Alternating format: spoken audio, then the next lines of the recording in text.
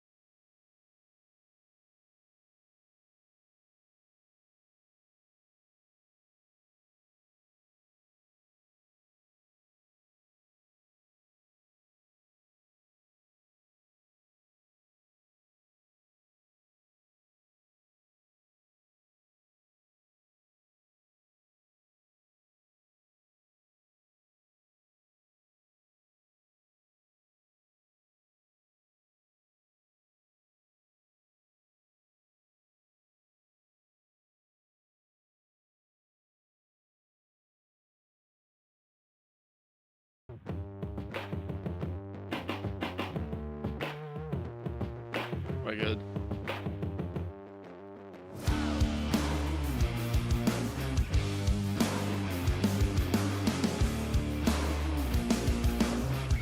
You dig?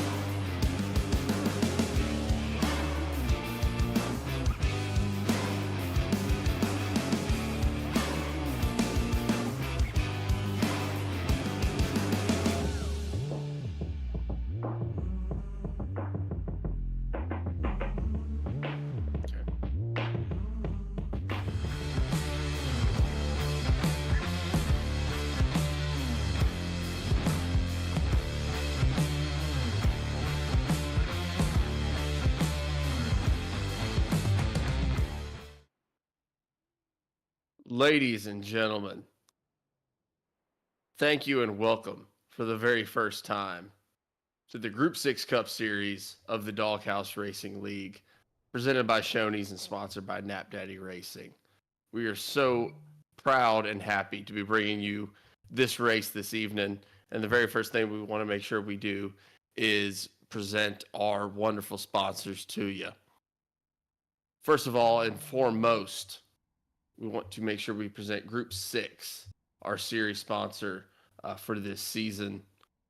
Make sure that you rev up your brand's potential with Group 6 at every turn of the Doghouse Racing season.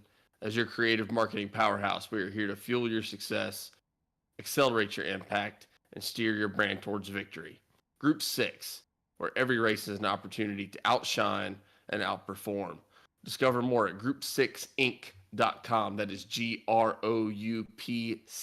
the number 6, INC.com. We are also presented to you this evening by Shoney's, and we are also presented to you this evening by Nap Daddy Racing Designs.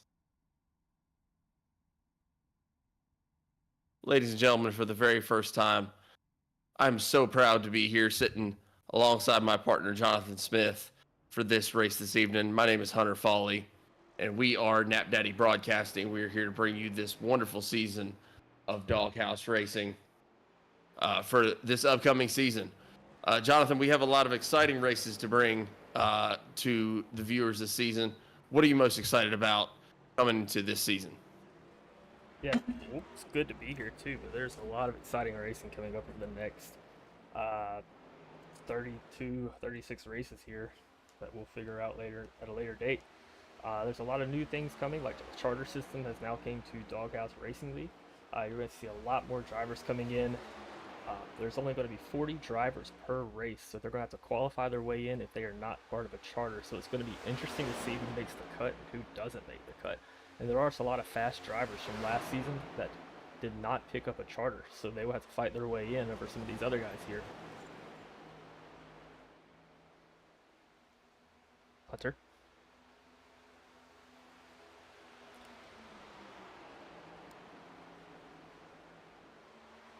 Is he dead?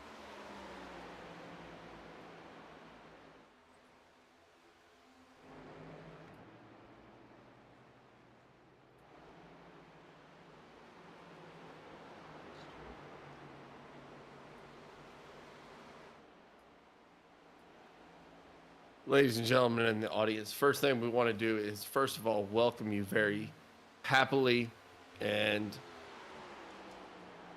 we cannot express how proud we are to be bringing you this race this evening. Nap Daddy Broadcasting is delighted to be bringing you these broadcasts of the Doghouse Racing League this season. Just be very honest with you. This is our first foray into the professional broadcasting space, and we are ecstatic and cannot be more excited to be here with you all as we bring you these amazing drivers and be able to showcase all this talent that is in this league. We would ask for some sympathy and some patience as we continue to work out the kinks of these broadcasts and make sure that we bring you the absolute best broadcast possible. But beyond that, we are delighted to be here with you. If there's any comments or concerns, or if anyone wants to let us know anything. You want to cheer on your driver, you want to cheer on your team, please feel free to let us know in the comment section below, and we are looking forward to hearing from you. Is she saying that she has no audio right now?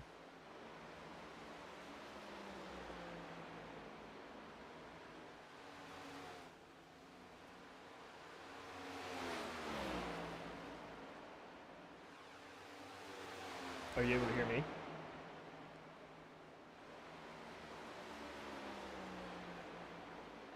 No. Are you able to hear me? I hear you. Are Sarah saying there's no audio up there? No, that's you. That's me. Oh, I have my thing muted. That's why. John. Talk back. Yes, sir. Hey, are y'all wanting this to be live, or y'all keeping it unlisted? I was keeping it listed. It doesn't matter though. Okay, that's fine. My mom was saying she couldn't find it, so I went to put it on my TV, and I was like, I don't see it either. You can make it live. She can deal with the mess ups. That's up to y'all. I don't know. I don't want to put y'all out I'm there. cool with it. Yeah, it's good. A little bit of pressure needed. All right, Yeah, well, I can do it again. y'all going live now. All right, appreciate it. All right. All right, good luck.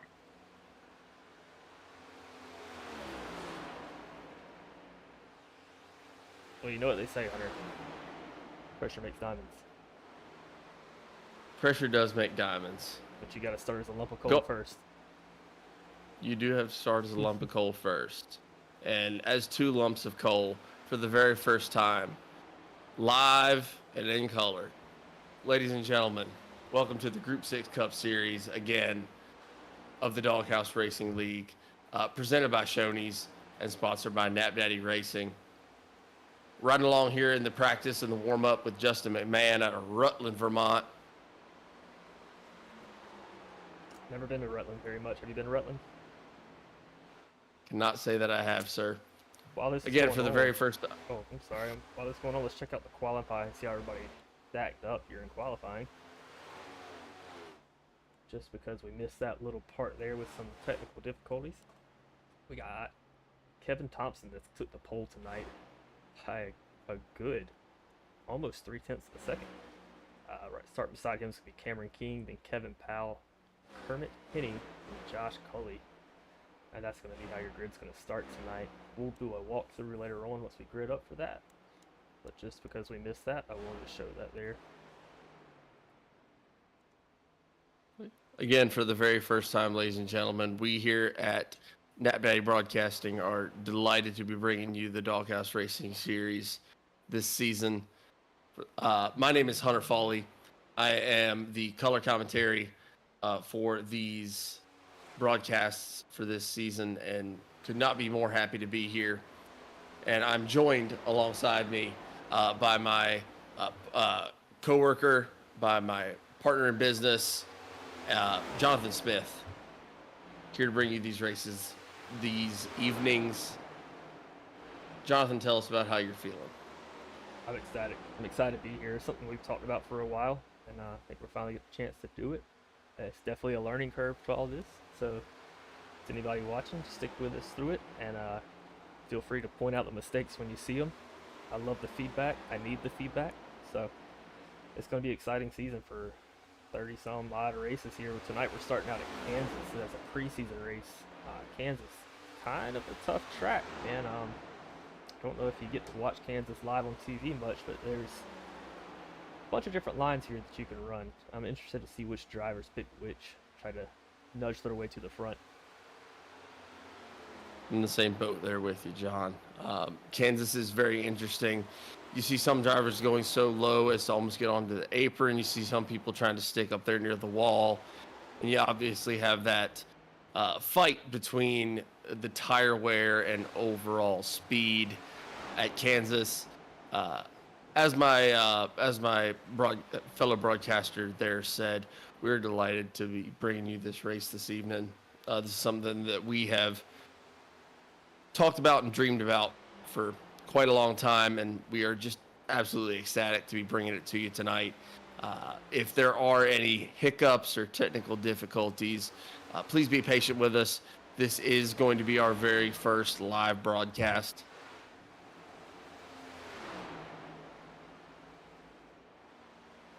And so, first and foremost, we should absolutely thank our sponsors for both the series, for our presenting sponsors, and for our race sponsors here. First and foremost, this is the Doghouse Racing League, and you can find them on Doghouse Racing TV at YouTube.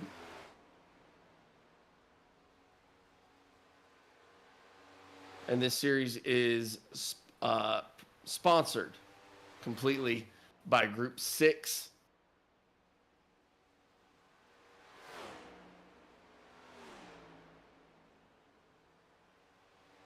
First and foremost, we want to make sure that we thank our main sponsor, obviously, for this season, which is Group 6. Group 6, rev up your brand's potential with Group 6 at every turn of the Doghouse Racing season. As your creative marketing powerhouse, we are here to fuel your success, accelerate your impact, and steer your brand towards victory.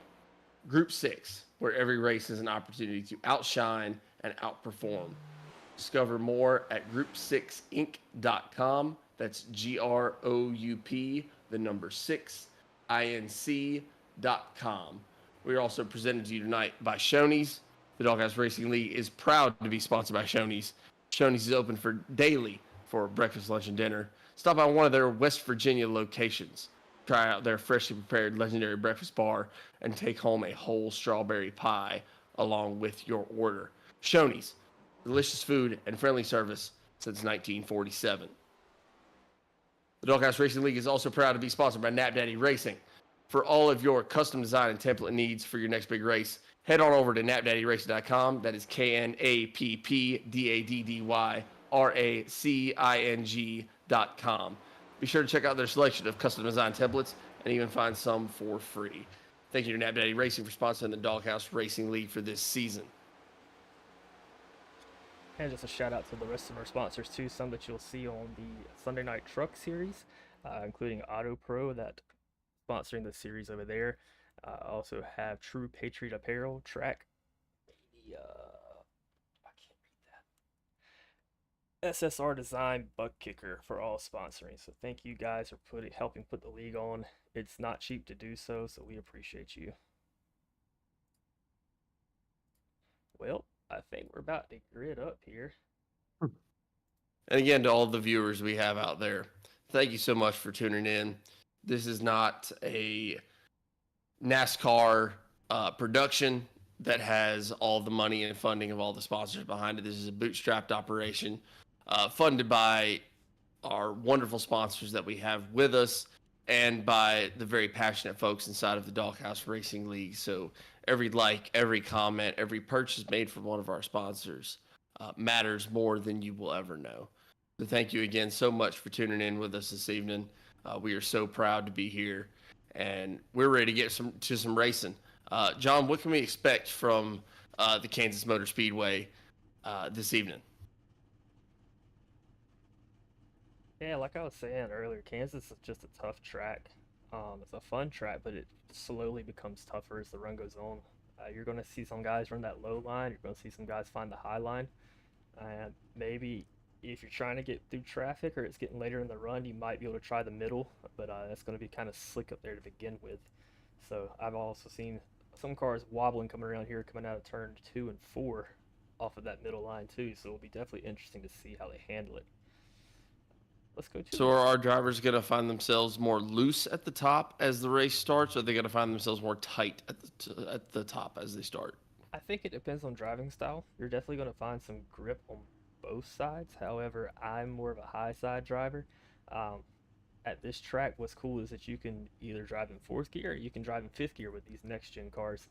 And if they're staying at the top, you're probably going to see more guys stay in 5th. If they're going to the bottom, you might see some guys drop into 4th. Just depends on the strategy, how you like your car to handle. I know some of these guys like to drive off their feet and make the car rotate by using the accelerator. So we'll see if they start doing that. Let's get a grid count down right here. Walk us through it. For our pole position driver this evening, we have Kevin Thompson of Beast Mode Racing. We have Cameron King in the 2nd place with Hot Lap Heroes. And we have Kevin Powell in 3rd place with Elite Southern Racing. In fourth place, we find Kermit Henney. Fifth place, we have Josh Cully. Sixth place, we have Randy Belk. And seventh place, we have Justin McMahon. Sorry, my Eighth place, we have Tony Martin. Ninth place, we have Bill Gentry. Ninth, we have Eric Warman. And 10th, we have Chris Leftwich. John, do you want to take the rest of this grid here?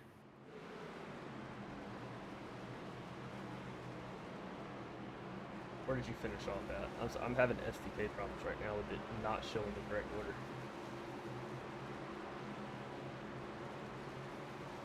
Also getting some notifications that the stream is black screened. Silent black screen.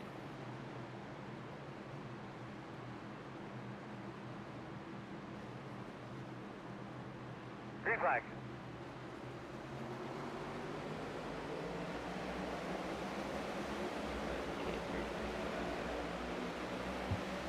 Coming to the green flag here, ladies and gentlemen. Apologies for any sort of technical difficulties that we are running into here. Again, we are broadcasting this race for the very first time, so we're trying to make sure we work out the kinks for everybody before we get into the regular season here.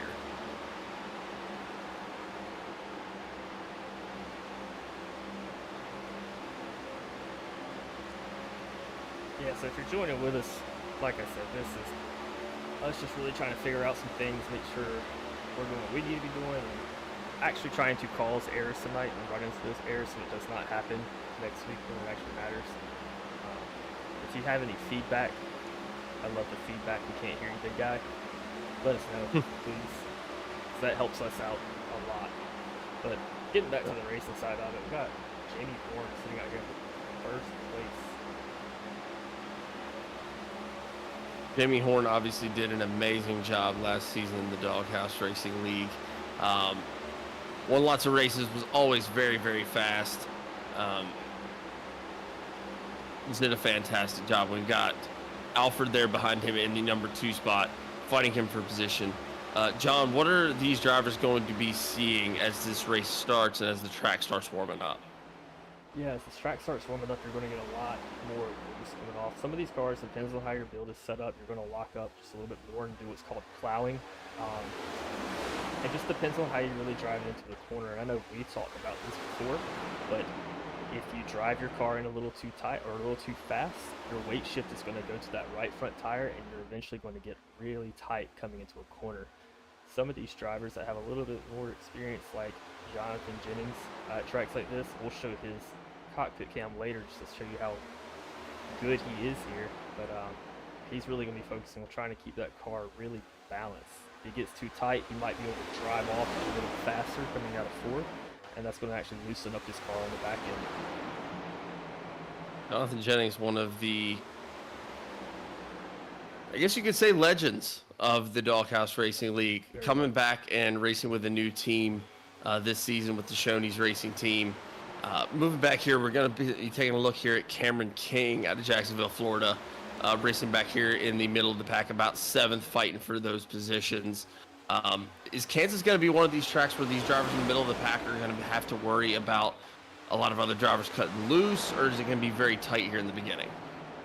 I think there's going to be a lot of strategy here about people sitting back and people who want to get up front and get that clean air. My racing style personally, I like to sit back, let the action come to me as the race goes on, but other people like to really get out there and go for it at the beginning, and they know how to drive the track well enough to let the tires handle it. Flashing over here to Shane. Getting out there and getting it. Yeah, this guy is fast right now. He was just a meat the sandwich, taking it 3 wide. Shane Parrish, obviously a very fast driver, making sure he's moving up. I think he's moved up about 3 spots since we started this race. Looks very fast down there on the low side, and really without a lot of help. I don't know how much the draft is going to come into play here, but it's seeming like he is very controlled down there on the low side. Yeah, I don't know if the draft is going to be a big issue here tonight. It's more about punching air through and the car behind following, but you definitely will get a little bit more tight depending on which side of the car you're on. If you're behind another car, obviously in the turns, if you drift up just a little bit, you get what's called aero tight. It really harm your turn. But speaking of, while we're talking about all this fun physics stuff, we have a new leader, Nick Alford. Nick Alford out of Hampton, Virginia, moving in the first place and taking almost a 0.4 of a second lead. Good night, does he look fast. What is he doing to be able to stay out that far in front of drivers that we already know are very fast this evening?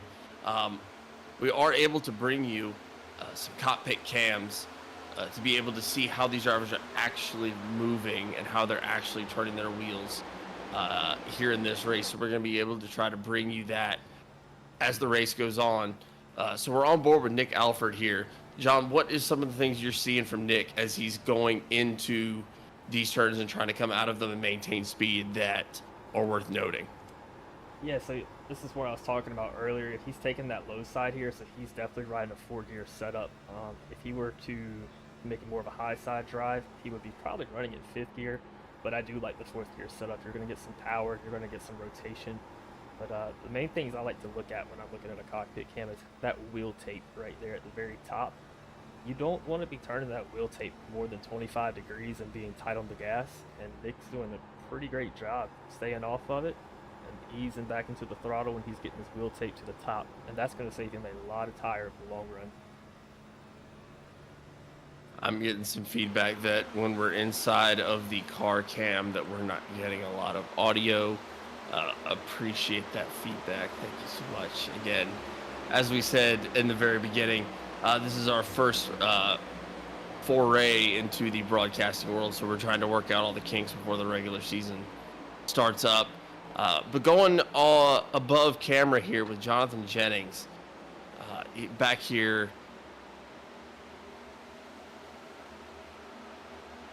What are we seeing out of Jonathan? Jonathan is an expert at making sure that he is running safely and making sure that he is saving tires. One of the things that people really don't consider running these races is you can't just full send it into every single turn. It's about saving tires. There's strategy involved about when you're going to pit if it goes green the entire race. Yeah, don't ask Jonathan me Jennings is an expert at that. Don't ask me about pit strategy, man. I fall short. Fun fact, I used to race on Thursday nights in this league with these guys. This is one of the most competitive leagues I've ever raced in, and I would argue that winning a doghouse race was actually on my bucket list last year. This is how big of a deal it is, at least to me, to win. But it's fun running out there with them. They're all very clean drivers, all very good guys. Not a lot of drama in this league. Personally, I don't really like the drama. I like people that are going to race me great, nice, clean, but also very competitively. This league does a great job at that.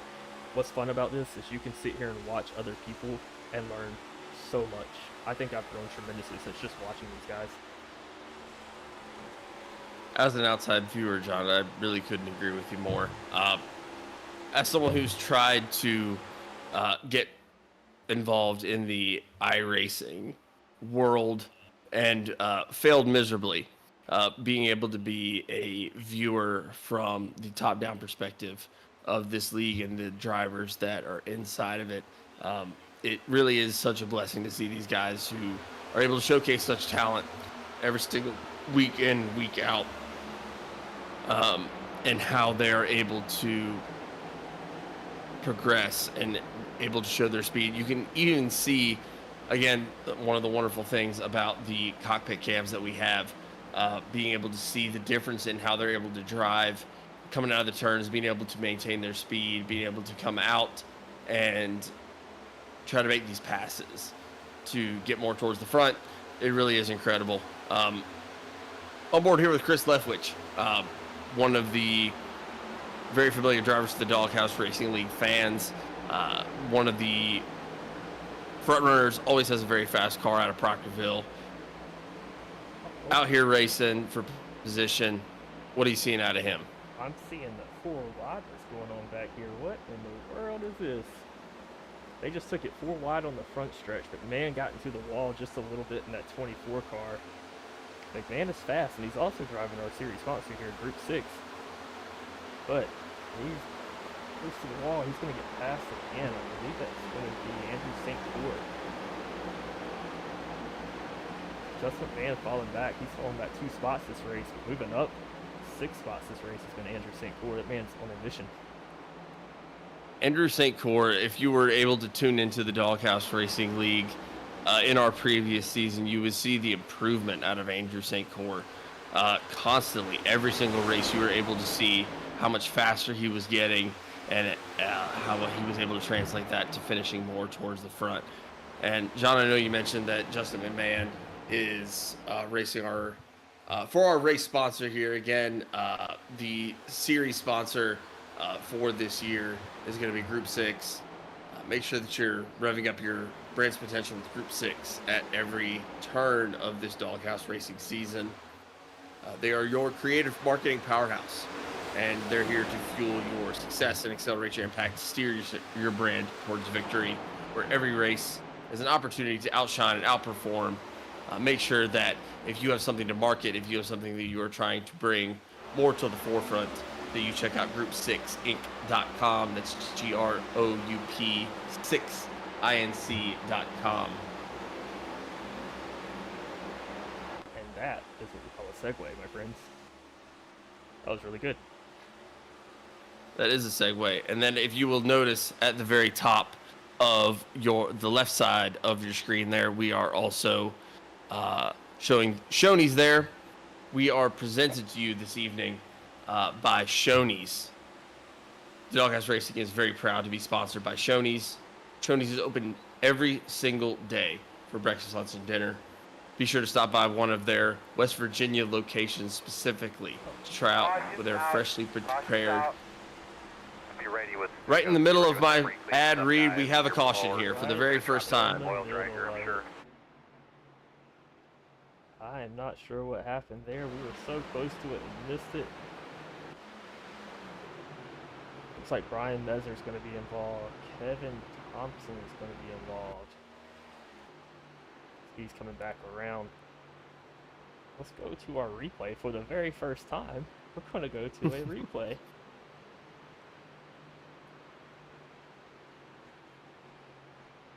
Again, everyone out there, we thank you so much for your patience as we try to work out the kinks in putting these streams on. There's a lot more to it than some might think, and we appreciate your feedback and we appreciate your patience. But let's go up here to Brian Messer, looking like he's getting a little loose as he's trying to come into this turn here. Yeah. Oh, no.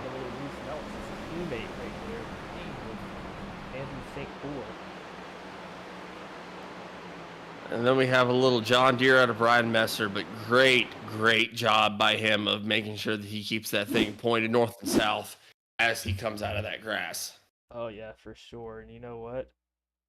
Just for this occasion, since it is our first time, I brought something just for this broadcast. It's our John Deere sponsor, Cutting the Grass, baby. Get you some. Get you some. Thanks, John Deere.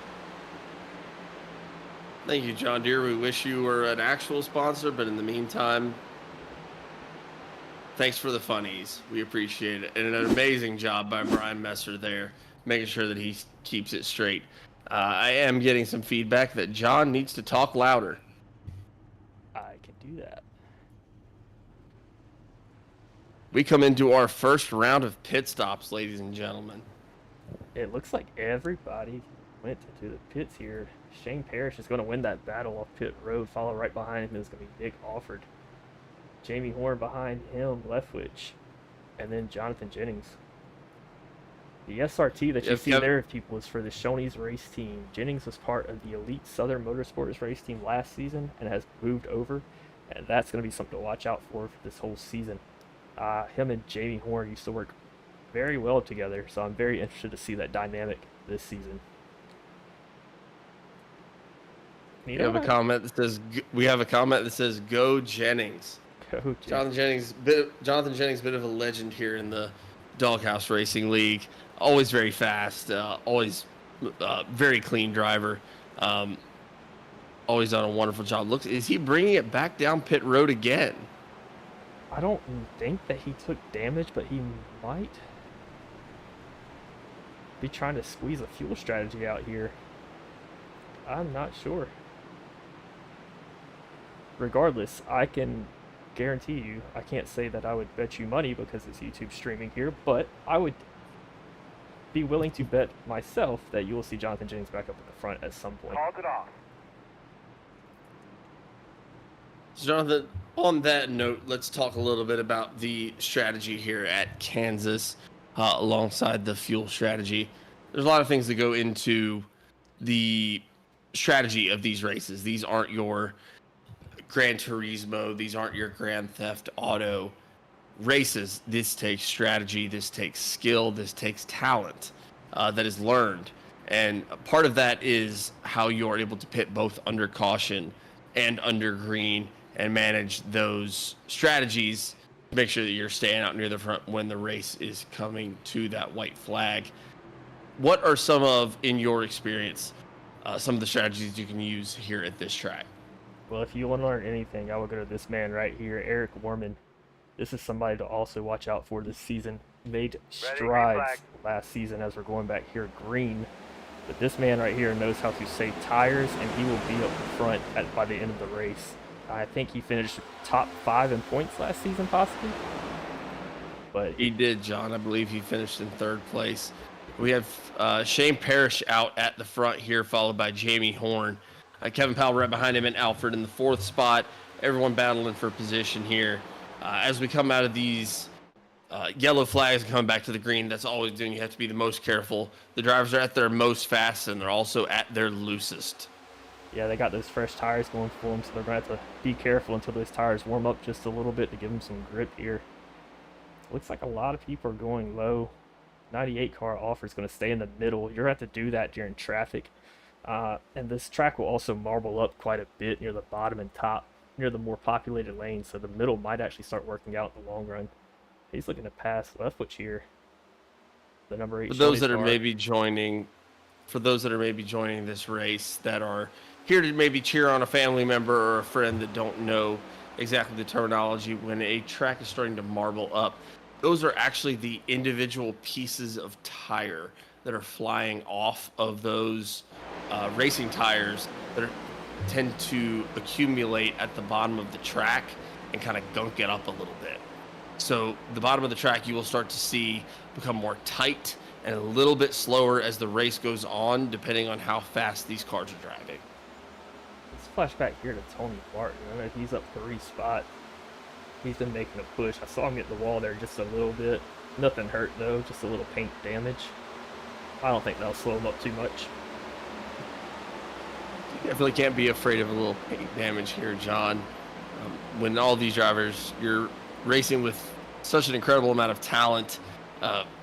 When you're trying to gain these spots back, you can't be afraid of a little damage to the sponsors. As much as we love them.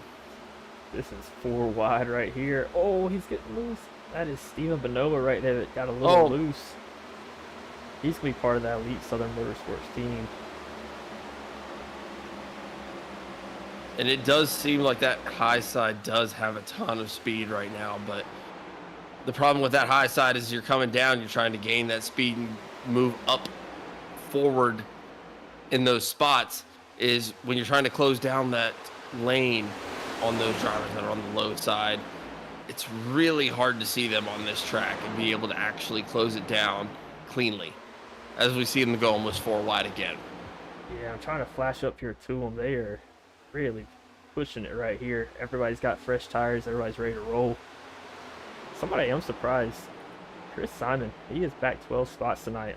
Chris Simon's also somebody that did extremely well last season, always running near the front. I wonder if he's got a strategy in play here that he's just kind of waiting and seeing, holding back. We'll see. I think he will be moving up later on this race too.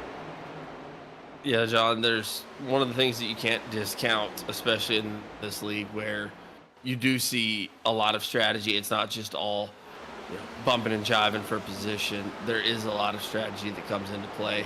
I know you've done this in your experience in this league previously. You can't be afraid to sit a little bit further back, especially only 32 laps, now 33, into a 100-lap race. You can't be afraid to sit more towards the back and let everyone else kind of burn them up so that you're able to move towards the front as the run goes longer. Yeah, that's definitely a strategy I play quite a bit. Sometimes it comes back to bite me because you don't want to wait too late to make your move and you're too far out to make it up. But I'm definitely a big fan of just letting the race kind of come to you, let people fall back a little bit towards you, save those tires. You know, somebody that's using the opposite strategy here is Andrew St. Cour. He is going to be up for our biggest mover of the night, up 19 spots, sitting P2 right now. 16 spots sitting in P2 and looking not any slower than he was 34 laps ago. And as I say that, we have the number 8 car looking to make a move here. I love what he did there. Andrew St. Cour is a professional at doing this. Anytime you get around him, he will, if you try to pass him on the low side, he will make you earn it. He will squeeze you down, as he just tried to do there with Chris Leftwich. Leftwich is able to get around him. Jamie Horn's right behind him. Chris and Jamie did an excellent job there. And as much as it may not look that way on camera, those were both very clean passes. Just made with a lot of talent and skill from people who have been doing this for quite a while. Ooh. But all the respect in the world to Andrew St. Cour. He is not going to be someone that is sitting back and letting them just take these spots. Again, going back to what we were just saying of no one's, some people may want to sit back and let the race come to them a little bit. There's nothing wrong with that. And you have people that are going to try to go out there and get it. And boy, does it look like Andrew St. Cour is going out there to get it tonight. Yeah, I want to shuffle back here to a new guy to the league, Josh Cully. This is going to be his first season with the Doghouse Racing League. Interesting to see what he brings to the table here. He's hanging back here in 14th, down 3 spots from the start of the race. But again, it is very early. I also really like the paint scheme he's got there.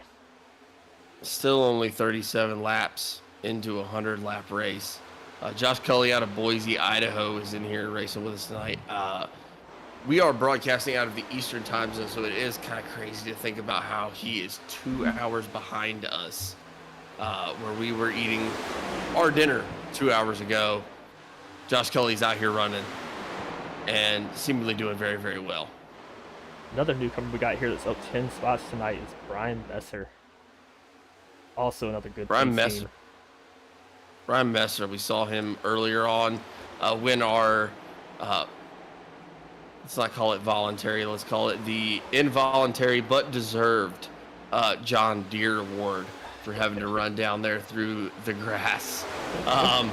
Did an amazing job of making sure that he kept that thing pointed north and south as he was going through the grass trying to avoid that one caution that we've had so far. Showed a lot of talent there, especially for a newcomer, John.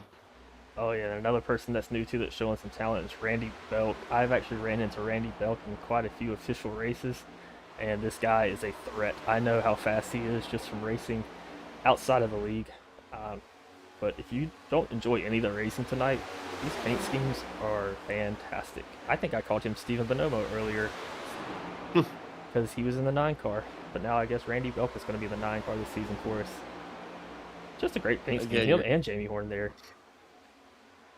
Looking really good. And we, again, just have to, if there's any hiccups, if there's any sort of broadcast delays, or if anyone sounds too quiet, too loud, whatever the case may be, please feel free to hop in the comments and let us know. I see a couple comments here. We've got that the who's in the number 2 car comment, and that they have a really sick design.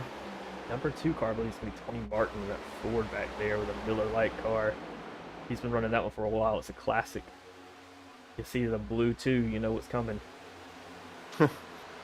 Blue Miller Lite number 2. Who was that back in the day, John? Was that Mark Martin for a while? That was Rusty Wallace, I believe. Rusty Wallace, legend of the NASCAR series, and Tony Martin paying homage to that out of Berea, Kentucky. Can't say that I know too much about Berea, Kentucky, but either way, Tony Martin's running really well out of there. And we also have Gary Clune in the comments with us this evening saying, looking good and sounding good. Thank you, Gary. Gary could not appreciate those comments more, sir. Yeah, we missed you out here tonight, Gary. Gary Clune, one of the drivers here in the Doghouse Racing League. Very talented, very skilled driver. Oh, as we have someone getting to the wall there on the high side. That's going to be Daniel Wilkerson there. I believe the car behind Daniel as well was also in the wall. That's going to be Mr. Bill Hull, also another newcomer. He looks very loose. I wonder what's going on inside the cockpit cam with him. Sorry, this is going to be quiet. We will fix this at a later date. But he's also running that 5-year setup there too. That's the fun and also the struggle of these tracks. Oh, we got a caution. Kevin Thompson. We have a caution, ladies and gentlemen. We can see it in front of Bill here. There's a car turning around. I am trying to flash to it. Oh, not the blue 2 is in the wall. Bill Hull looks like he escaped. I don't think Daniel Wilkerson was in it. I believe it was a little further out. We were in the cockpit cam with Bill there just a few seconds ago. We were able to see that smoke in the front screen.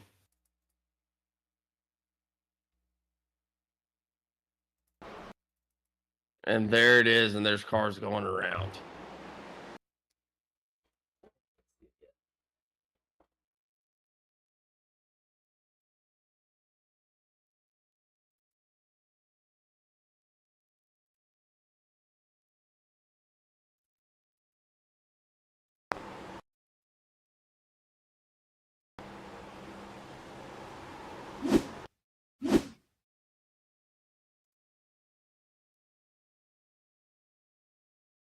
Let's try to see what happened here on board with Eric Orman as he's coming around. He got a little loose here and got hit from behind. Yeah, it looks like Warman just got a little bit loose. It was trying to make sure that he stayed going north and south, and then he just got smacked from behind. It's very, very unfortunate. Let's look over the top of Bill Gentry here. Just came up a little too high and got to the side of that 51 car, Joe McKnight. Unfortunately, Jamie Horn was running at the front of that bunch there and was unfortunately getting turned around there.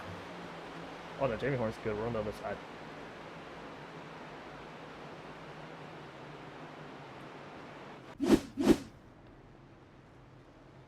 Looks like all the ones that we have involved.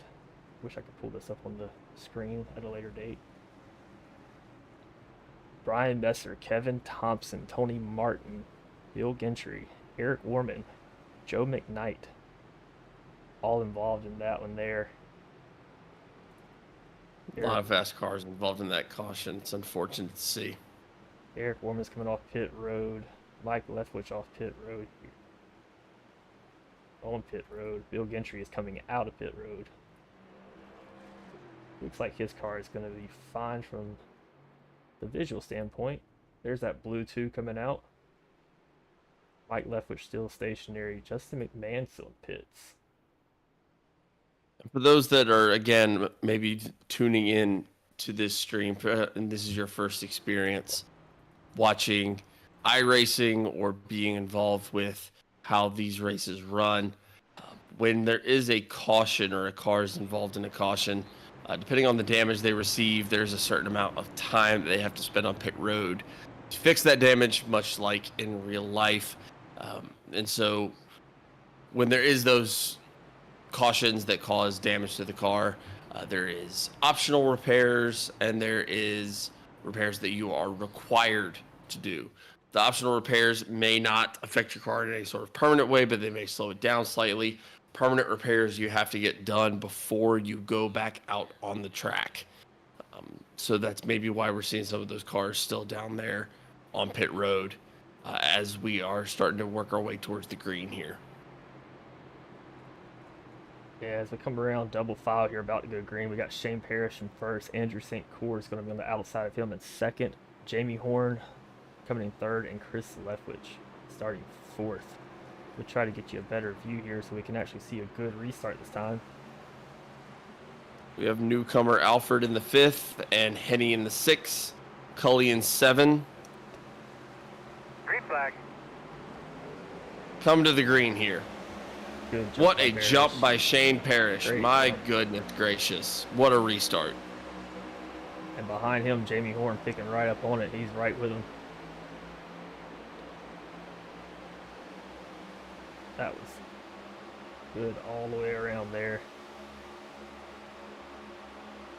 One of the things that you can definitely tend to see coming out of these cautions is when drivers are able to get an especially good restart, or when some of them are maybe held up, maybe they didn't get into gear quick enough, maybe they didn't warm up their tires quite enough, they're still a little cold, and they spin their tires, and you see the whole line start to stack up. It looks like everyone was able to get a really great restart here as we jump over to Nick Alford in the 5th position. Yeah, that boy's fast driving that Toyota. He's down 3 spots right now, but I also think that he has the potential to get it back. Somebody we haven't really talked about tonight. Kermit Henney, out of Virginia. This is going to be his first season in the Doghouse Racing League as well. I do know that he is on a race team with Cameron King, actually. Also another great paint scheme there. Those two guys are teammates, I believe, and I think they're going to be strong this season. Definitely a couple of great paint schemes out of those guys. So props to them. Again, to go back to some of our sponsor shares, we're coming back to green. As you see in the top left of our screen here, the Doghouse Racing League is proud to be sponsored and presented by Shoney's. Shoney's is open daily for breakfast, lunch, and dinner. Be sure you stop by one of their West Virginia locations, try their freshly prepared legendary breakfast bar, and take home a whole strawberry pie with your order.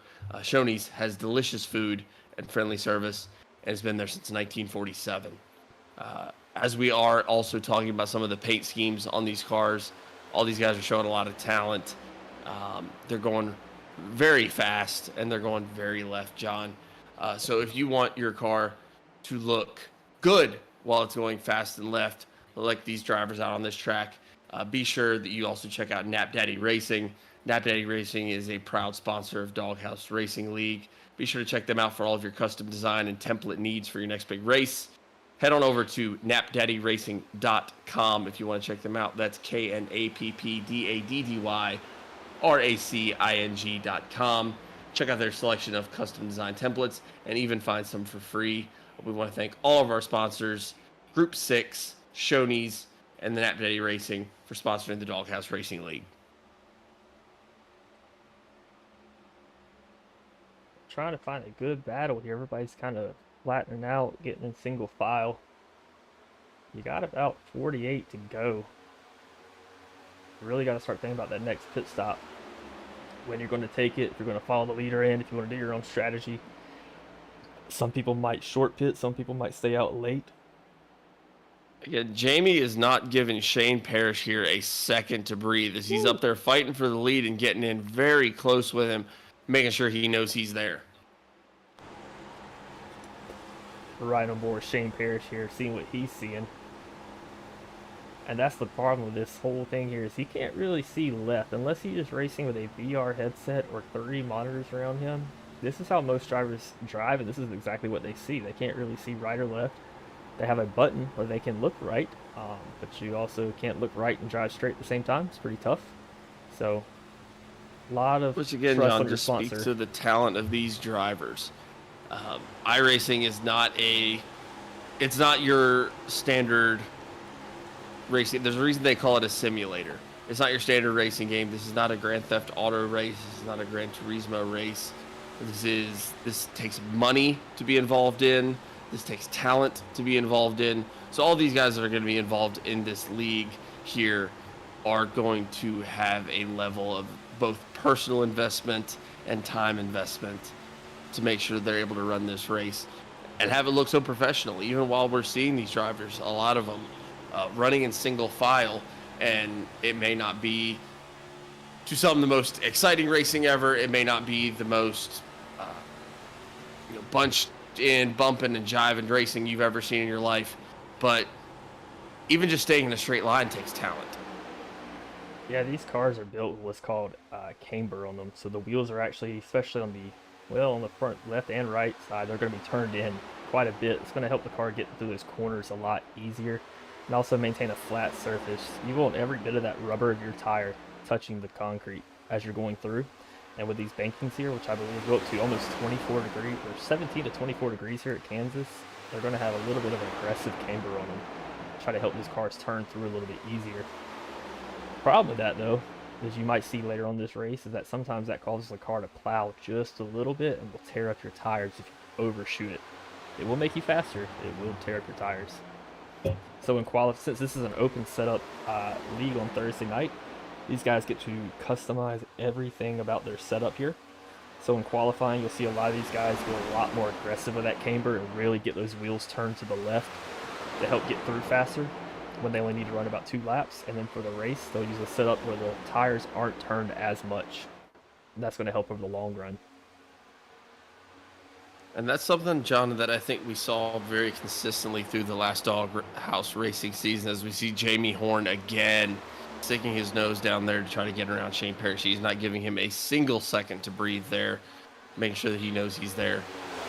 But through the last season, I would say that we saw a lot of those battles that were very based and surrounded on old tires versus new tires. People that ran short run versus long run, and seeing kind of the battle that goes between those, and the people that are going to be fast coming out of the pits for the first 20 laps and are going to be slowing down for that, and the people that pit and make their setups with the whole intent of, after they pit, they're not really going to even be trying to push forward until they're 20 laps into their run. Yeah, it's all about the strategy here and about how you drive a car.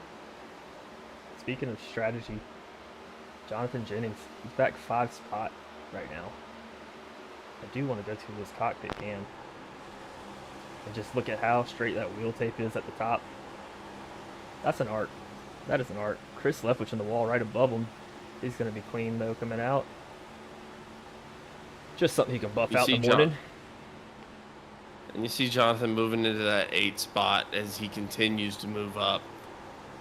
As this race goes forward at Kansas, John, again, from your experience as someone who's run this track frequently before, are you going to notice that as this time goes on, as these tires warm up, as we start to see more of that debris on the bottom of the track, is the high side going to be the lane that we're typically seeing more speed, or is it going to be the low side? It's going to be wherever you love it at, you know, whatever treats your car right here. It looks like the 9 of, I believe that's Randy Belk, possibly. Yeah, the 9 of Randy Belk, he's still using that high side there. See if he continues to do so, kind of in the middle, around the high side. Problem is the high side is going to get kind of iffy. You know, if your car's getting a little too tight or maybe it's a little too loose, it's going to be harder to run that side. Just because if you touch that wall at all, you're going to lose so much time.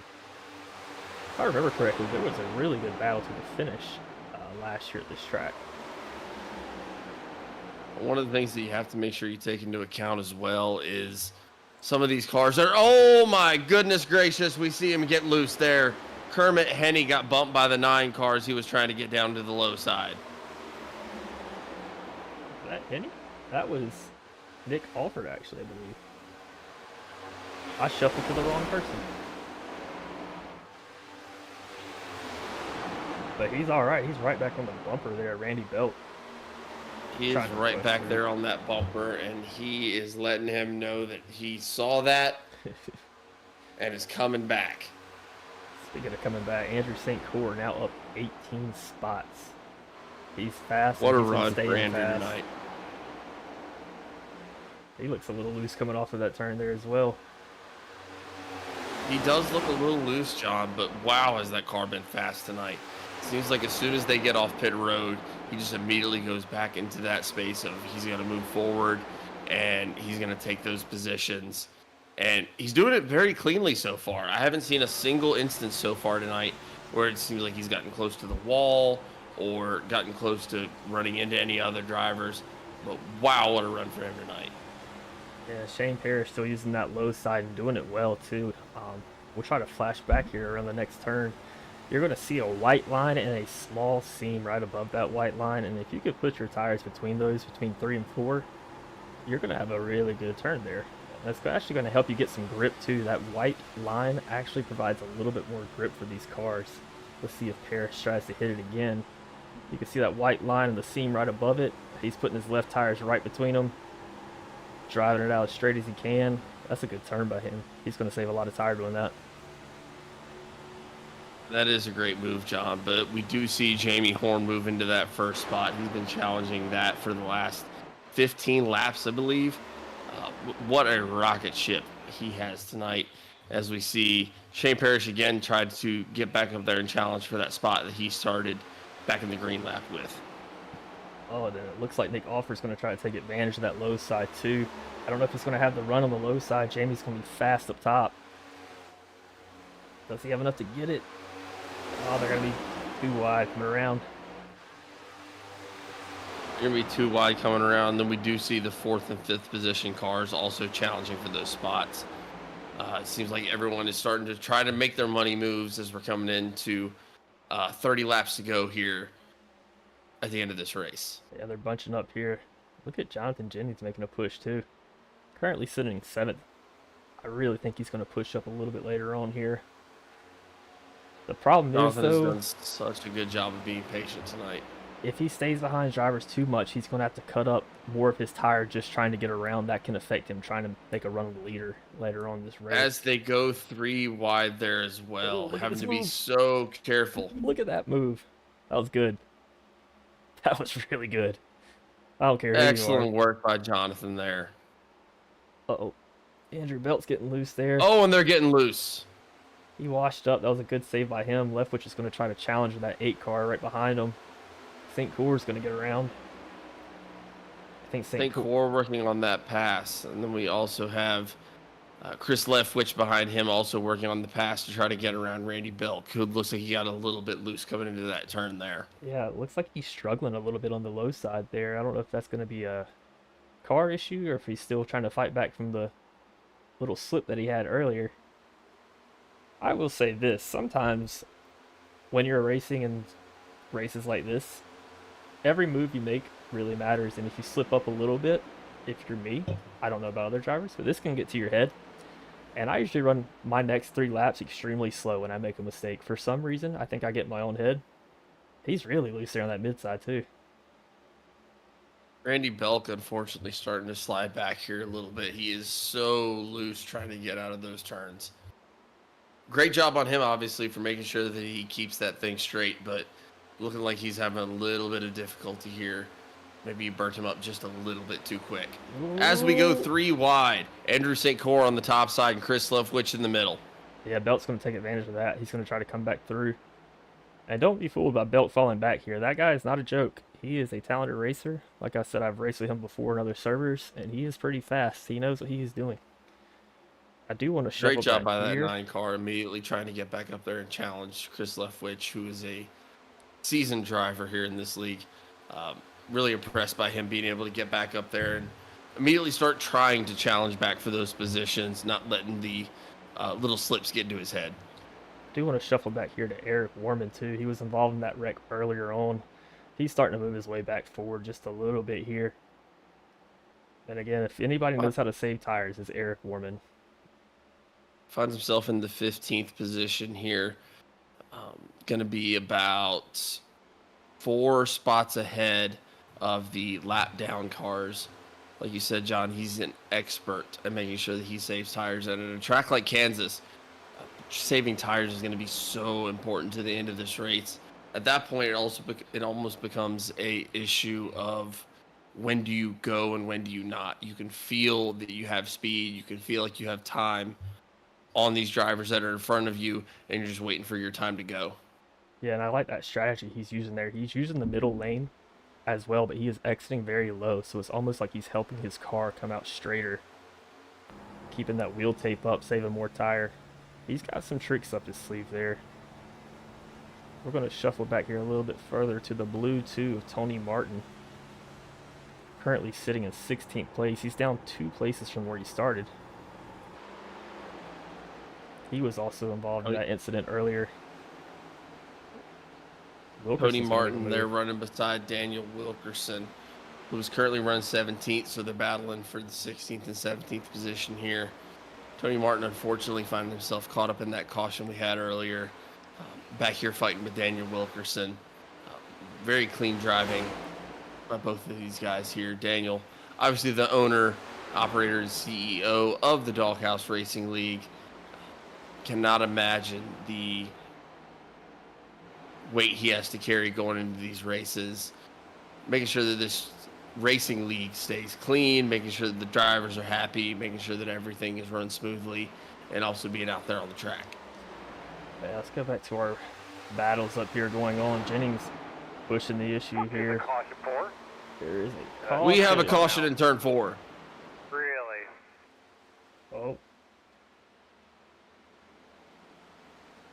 As they are slowing down, we will try to figure out where this caution happened. Looks like Shane Parrish is going to remain in the first position as we come out into this caution. Looks like Bill Gentry may have gone down the pits as we try to figure out what happened here.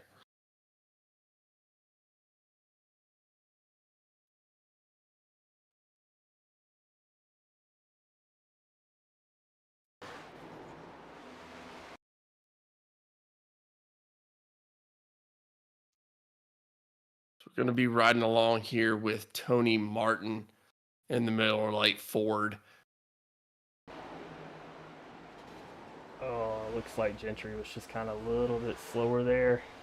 Got a small little bump from Wilkerson. I'd like to see that from a different angle there. That's going to hurt Martin. Let's see if we can rewind that here a little bit. And John, those are we've seen accidents that are similar to that on the actual NASCAR tracks before. When it just seems like, to someone watching from the outside, it might seem like they just snapped up and either intentionally or something happened and they just went and smacked up into the driver that's on the higher side. But in reality, that is a piece that is actually on those cars that is about as big around as your pinky finger that can break loose and that will send you into that wall up top. Yeah, it looked like Gentry just got loose there coming down. Wilkerson trying to avoid it, clipped him just a little bit. Nothing intentional there. It's just a hard track to come out of 4 there. Little loose, and you have what's called really the snap loose effect that comes on this car. There is actually a bar that I think you're referencing there, that you can turn on this car that will kind of help your car rotate depending on the angles of the track a little bit, but sometimes a little too much can cause what's called the snap loose effect, and it literally just feels like your car decides to snap on you and could get you turned around. I believe that looks like what happened there. There's nothing he can do. Once it snaps, it's just hold on and hang on for the ride. It's purely accidental, nothing he can do. I hate it for the Blue 2 out there, Tony Martin. I don't know if he is going to be returning to this race the way his car looked. I think Unfortunately, it looked like a hard hit there into that outside wall. And I know I've seen interviews from some of these, from some NASCAR drivers before, talking about how, again, from the outside looking in, it can really seem like their car just snapped up or that they did it on purpose. But then when you're able to actually check out inside the cockpit, it's very simply a piece that can break loose on these cars that can send them into that high wall at full speed.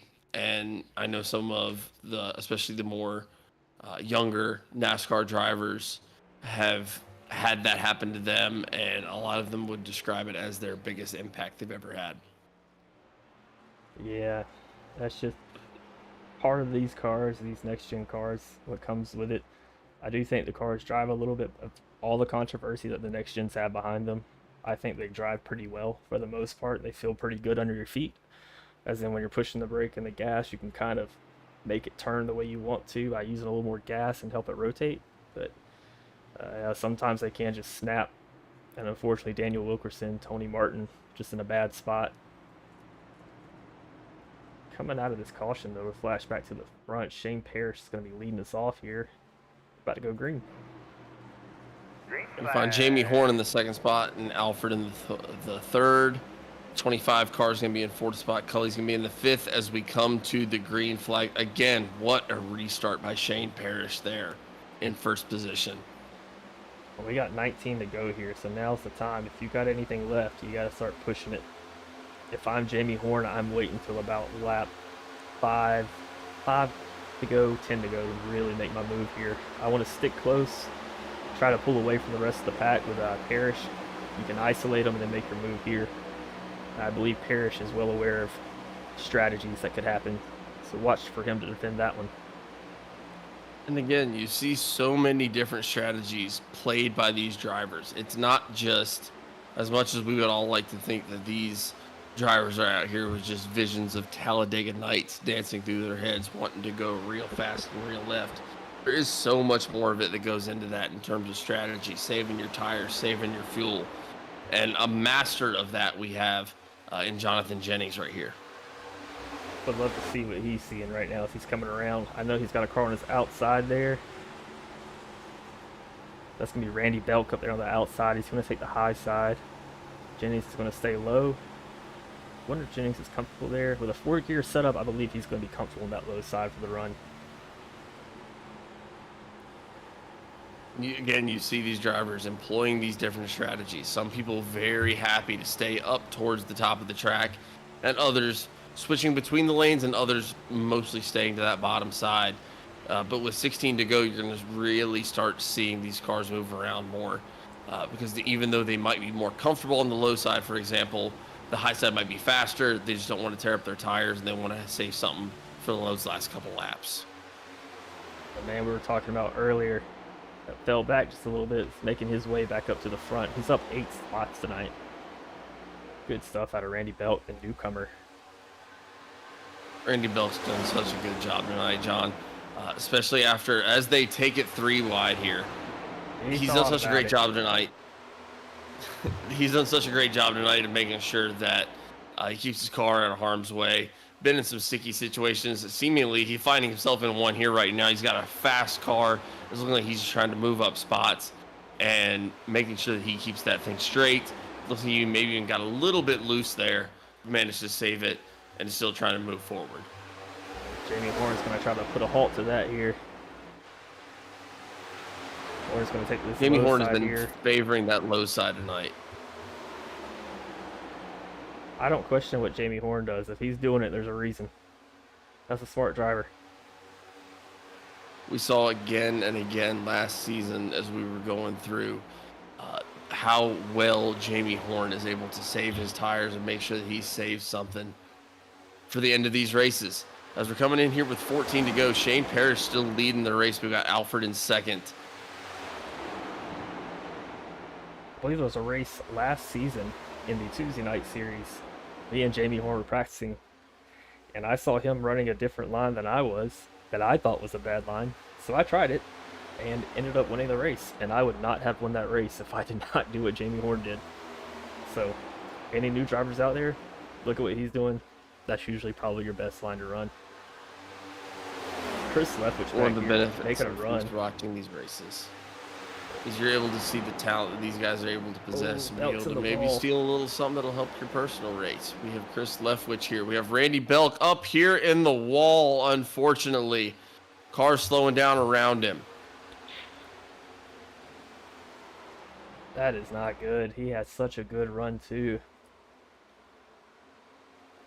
Such a good car tonight, and he's in the unfortunately wall just getting up again. into the wall there. Everybody is in the wall. Must be those magnets they put in that wall up there or something. Just drag them all to the top. In all reality, though, John, these cars are one of those things where they're so easy to handle when you're in the middle of the track, but once they get on the wall, they do not want to get off of it, no matter how hard you try. Oh yeah, we could have a whole physics talk about that, but no one wants to hear that. We want to hear about Jamie Horn taking first place here with 11 to go. Jamie Horn's taking first place here with 11 to go. Alfred and Shane Parrish are here battling for second and third. We have newcomer Cully in the fourth spot. Chris Leftwich still hanging out in that fifth spot. And then sixth place, I believe we have Jonathan Jennings still moving forward. He's going to try to make a run here on Leftwich soon. Looks like he's going to flash to the high side. He might pass too here. If he gets a good run coming Goodness, out. does it look like Jonathan Jennings has a rocket ship of a car tonight. Been doing so well about maintaining his tires, maintaining his gas level. Been primarily sitting in the middle of the pack tonight, which is not where we're used to seeing Jonathan Jennings. But moving here into the 5th spot as we come closer to the end of this race. Somebody we haven't really talked about a lot tonight is Kevin Thompson. Kevin Thompson, also very fast driver here in the Doghouse Racing League. Gets a lot of respect from the other drivers. Usually finishes up near the front, if not winning the race. He's trying to say something about this here too. He is. Again, Kevin's favoring that low side. It seems like some drivers are starting to move towards the top as we come toward the end. Maybe that's where they're finding their speed. Kevin looked like he had a really good run there on the low side. I don't know if he's trying to save his tires for the end or if that's really where he feels the fastest. But he's definitely maintaining his speed here with these guys that are in the top 6 or 7. Oh yeah, last 7 laps you got to stick to the side that loves you. That's the way I always hear about it. If the top's showing love, stay at the top. The bottom's showing love, stay at the bottom. Don't try to switch it up if it's working for you. It's really not that complicated when you think about it, John. Really It's not. You try to take the strategy into play, you try to take the cautions into play, but in reality, if you find the way that gets you the most fast and the most left without ending up in the wall, you might win a race. Yeah, that's the way you should probably go. Jamie Ward's coming out here. Comfortable lead. This is kind of what we're talking about. He sat back and watched Parrish this whole race, just kind of from the behind, and using the great little motto that I like to hear is you can lead 99 laps, but if you don't lead the last one, you don't win the race. And I think he's putting that to use tonight. Jamie Horn currently running first and Shane Parrish in second. Those two have been going back and forth all evening long. Neither have really been given the other a second to breathe. They've been fighting back and forth all evening long, but it's seeming like with 5 to go, Jamie Horn is pulling a little bit more out in front. I don't know if it's because he saved his tires more or because the build he has on his car, but he is currently running first. And we have Shane Parrish in second. We have the car of Alford moving in behind him. He's going to try to move up there to that second spot, see if he has a run for Jamie Horn.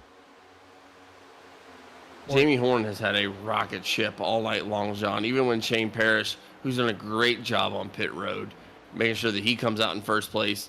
He's also done a great job on his restarts. I know Shane Parrish has had to have had led quite a few laps this evening, and Jamie Horn never really given him a second to think about it or be comfortable with his lead. He's always been going after it. And now we have Jamie leading the race, Shane in second, and Alford and Jonathan Jennings moving up as well. Somebody that was up in the front earlier, St. Core, he's fallen back quite a few spots to that 14th spot. He was up about 19 spots this race, but looks like he's getting a little tight running into that corner as he gets into the wall there. Chris Simon moving up to 10th. We talked about him earlier, trying to make a pass. He wants to get in that top 10 there. He's sitting 11th. Mike Leftwich sitting 10th. Cameron King's going to be right in front, leading the charge here. Unfortunately or unfortunately, John, as we come in here with 2 to go, there hasn't been a lot of cautions in this race. Everyone's been racing generally very clean. So that can kind of throw a wrench in some people's pit stop strategies. Maybe people were more built for the short runs, expecting a lot of cautions here in the first part of the season. And they just haven't really had that. These guys have been very clean. And so as you go later and later into these runs, car just keeps getting tighter and becomes harder to control. Yeah, a lot of talent in this league. It looks like Jonathan Jennings trying to make another pass on Nick Alford there. So here comes to the final lap. Jamie Horn pulling away. He is 6/10 out in front right now. Yeah, John, he's just kept increasing that lead. Jamie Horn been so fast all night long and done a great job of waiting for his chance, not concerned about leading the most laps, just make sure he was leading the last one, and he does. Jamie Horn, the winner of your race here this evening. Shane Parrish in second, Alford in third. Jonathan Jennings brings us up in 4th spot, Cully in the 5th, Kevin Thompson in 6th, Chris Leftwich, in 7th, Henny in 8th, Cameron King in 9th, and Chris Simon in 10th spot bring us home tonight. Yeah, what a run by Horn there, man. That was just good strategy. Just sitting back, you know. It's I know it's hard for a lot of people to see your driver or sit back and not be in first place the whole race, but you don't have to lead every single lap. You just have to lead the last one. What a great job by Jamie maintaining that strategy tonight. He never gave Shane Parrish really a second to even be comfortable with his lead, even when Shane Parrish was coming out of pit road in first spot every single time. He would get out in front of the lead, get great restarts. Credit to Shane Parrish. But Jamie Horn was always making sure that he was right there at that quarter panel, making him think about it, and ends up bringing home that checkered flag tonight. Yeah, good run all around. A lot of clean racing out there. Looks like our biggest mover of the night's going to be Chris Leftwich, up 10 spots, finishing 7th place. Chris is a very talented driver. He knows how to put his nose where it has to be, and he will definitely get to the front. He knows how to win a race and how to get up there. So I'm excited to see what he has to do for the rest of the season. Tonight. Let's check It's out going to our be such final an results. exciting series here. Yeah, let's look at our race results here.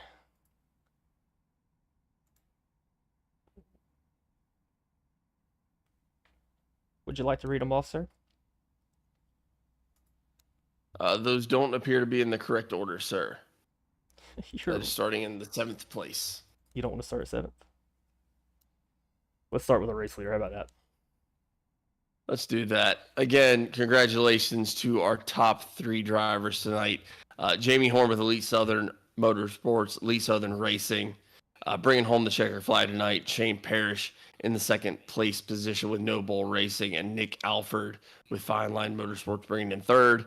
We had Jonathan Jennings in the 4th spot, Josh Cully in 5th, Kevin Thompson 6th, Chris Leftwich 7th, Current Henny, the newcomer, 8th, Cameron King 9th, and Chris Simon bringing up our 10th spot.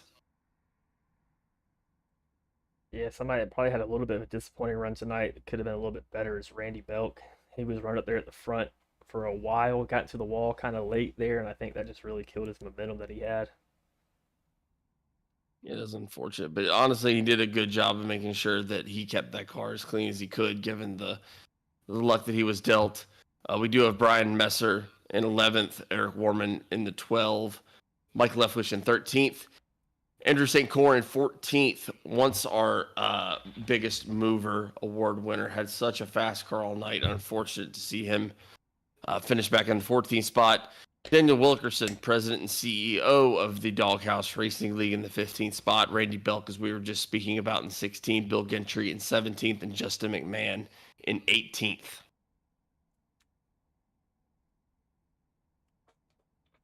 Well, that's going to do it for our first race. Before we go, let's give a word out to our sponsors here that's been so kind to put on the league for us.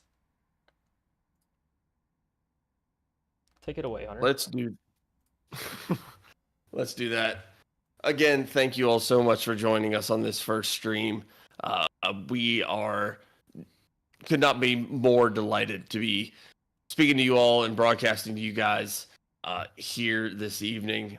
Hopefully it will only get better. We want to be the premier spot to view your iRacing and view these racing seasons as the season goes on.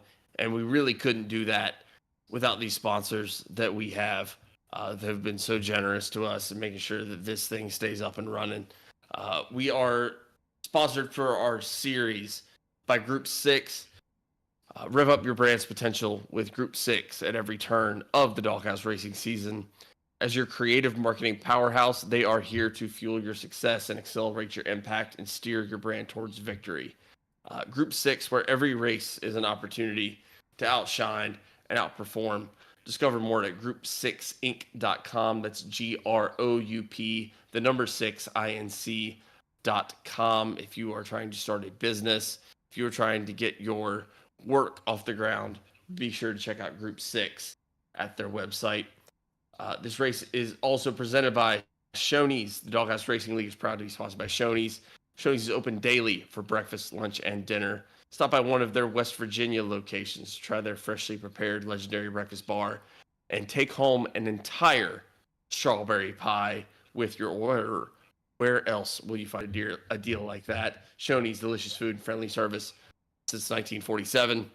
And the Doghouse Racing League is also proud to be sponsored by Nap Daddy Racing. For all of your custom design and template needs, we saw a lot of really great looking cars out there tonight. If you're newer to iRacing and you want your car to look as good as some of these cars that have been out here on the track tonight, be sure to check out napdaddyracing.com. That's KNAPPDADDYRACING.com. Be sure to check out their selection of custom design templates and even find some for free. Thank you to all of our sponsors. Again, Group 6, Shoney's, and Nap Daddy Racing for sponsoring both this season, the league, and the race. That was a great ad read, sir. Thank you. I want to give a shout out here to K-Doggy here in the comments. I missed it earlier. I got to be better about putting my comments on the screen so I can see them when they come in. Hey, K-Doggy. That's Kevin Brown. I believe he's the driver of the 33 car for the Thursday night series. Excited to see him come around next Thursday night in the Clash. And again, we have been absolutely tickled to bring y'all this race tonight. This was our first try, really, at this professional broadcasting thing. So please forgive us and have some patience for any hiccups that we may have had. We're going to work those out. But either way, it was an absolute delight. And I know I speak for my broadcasting friend here when I say that. Again, my name is Hunter Foley, and I have Jonathan Smith here with me to bring you these races this season. We're excited to keep improving and keep bringing you these races. We are Nap Daddy Broadcasting, and this has been an absolute blast. John, do you have anything to leave our viewers with? Yeah, be sure to join us next Thursday night at 7:50 as we go to the Clash. This is going to be our first real broadcast, I think you should say. I think we could say. There's going to be heat races involved, and this is going to be one of the first main races for the Doghouse Racing League as they get the season started. I believe it's going to be considered a preseason race and not for points.